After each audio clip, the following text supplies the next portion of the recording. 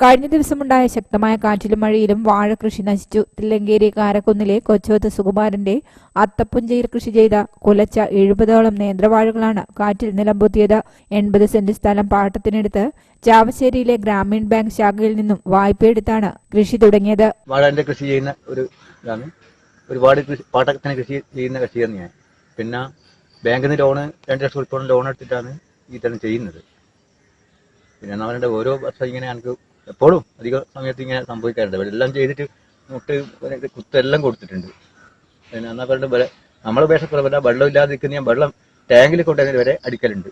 അത്ര പോലും കഴിഞ്ഞ പ്രാവശ്യം ചെയ്തിട്ടുണ്ട്. ഇപ്രാവശ്യം അത് ചെയ്യുന്നത് ഞാൻ JCB കൊണ്ടുവന്നിട്ട് പിന്നെ തോട്ടിൽ മാന്തിയിട്ട് വെള്ളം ഇപ്പോൾ എടുക്കുന്നത് അത്ര പോലും ചെയ്യുന്നുണ്ട്. പക്ഷേങ്കിൽ നമ്മൾ ഈ പ്രതിരോധത്തിൻ്റെ അവരുടെ കഴിഞ്ഞ പ്രാവശ്യം എനിക്ക് ഇൻഷൂർ ചെയ്തിട്ട് ഒന്നും കിട്ടിയിട്ടില്ല. അപ്പോൾ ഇപ്രാവശ്യം ഞാൻ വാഴ വെച്ചിട്ട് 5ാമത്തെ നല്ല എത്ര പറയുന്നത് ഇപ്പോൾ ഒരു കൊലഘട്ടത്തിന് മനസ്സിലാവും ചിലപ്പോൾ നിങ്ങൾക്ക് അത്രയും വലിയ വഴിയാണ്.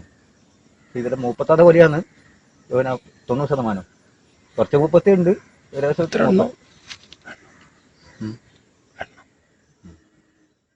ചാവശ്ശേരി കൃഷി ഓഫീസർ സ്ഥലം സന്ദർശിച്ചു. News bureau, Iritty.